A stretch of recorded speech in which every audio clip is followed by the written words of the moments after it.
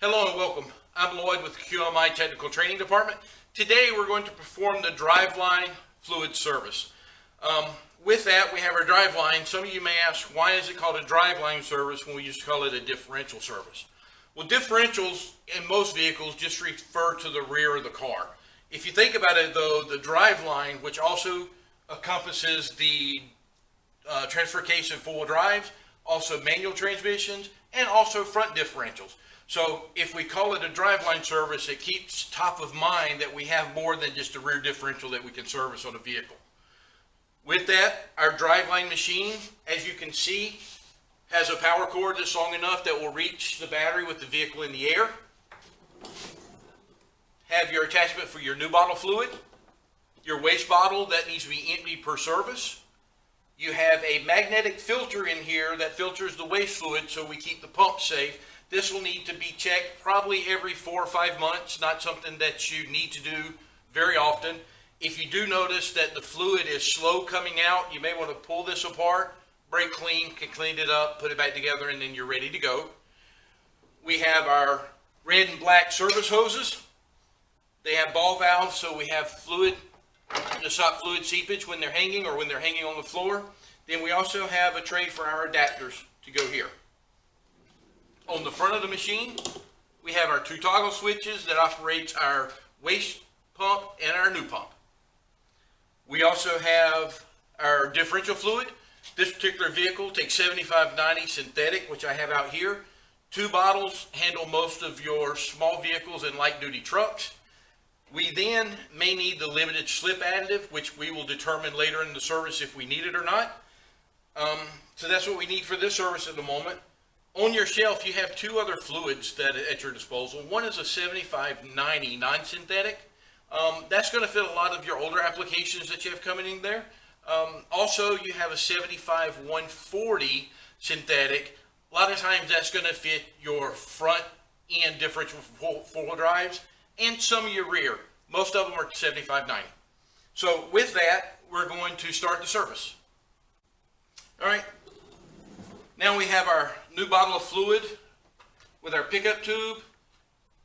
Secure the cap, turn the machine around. Now we're going to prepare to remove the fluid out of the differential. All right, now we're preparing to pull the waste fluid out of the differential. So we've pulled the oil drain over here just so we don't make a mess in case anything drips out. We have the new bottle of fluid in the machine and the machine here ready to roll. So now we're going to look for our fill port. That's where we're going to pretty much do the service. We're going to evacuate out of here and we're going to install here because this is definitely our fill point where we want to make sure we get it filled to. Pay attention, on some vehicles has a drain right here, so it can speed the service slightly as if you just pull that plug, let it drain in here into the drain pan, put the plug back in, then the machine only does is fills it. So what we're going to do is we're going to get this ready to pull the fluid out. So we have our tool.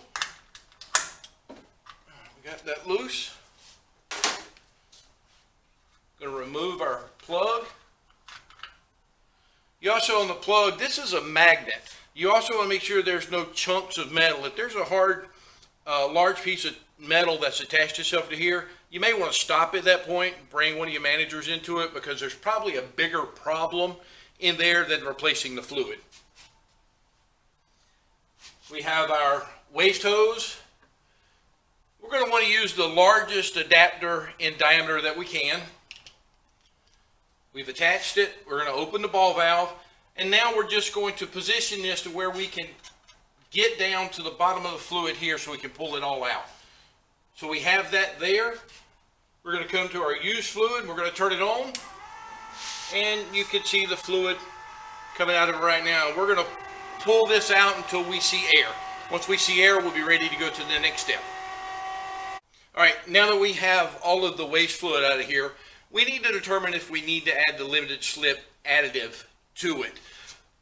Easy way to do that is before you raise the vehicle, you need to leave it in neutral.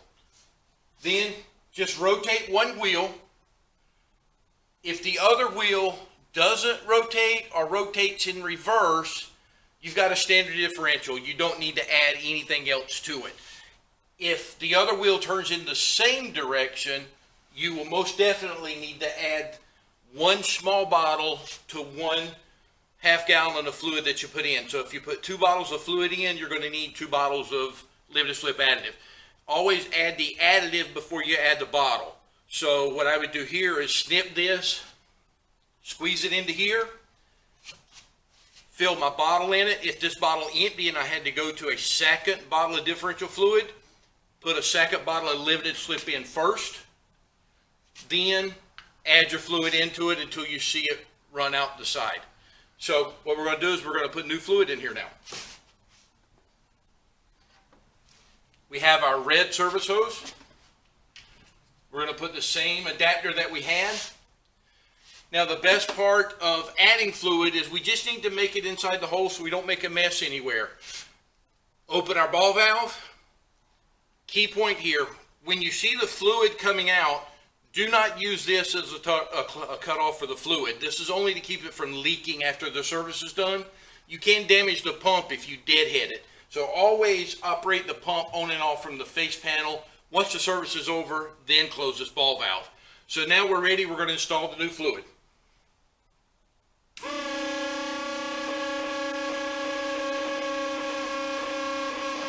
We're going to wait to see when we see fluid starting to trickle out of the fill opening.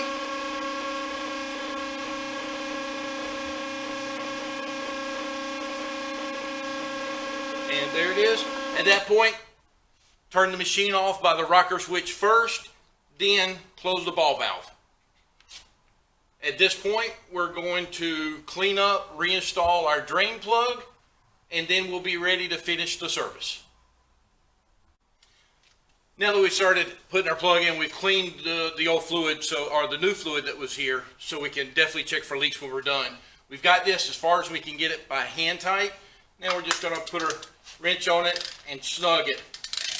You want it tight, but you don't have to over torque it. You just want to get it tight and just nice normal torque. There's no fluid there, so now what we want to do is we want to let it down, take it for a test drive, come back in, make sure we check for leaks, make sure we check for any noise that we might not have noticed in the beginning. Once we do that, we're ready to hand it back to the consumer. If you have any further questions, please give our QMI Technical Hotline a call at 800-255-8138, option 4. We'll be happy to help you with anything. Other than that, thank you for watching. I hope you have a great afternoon.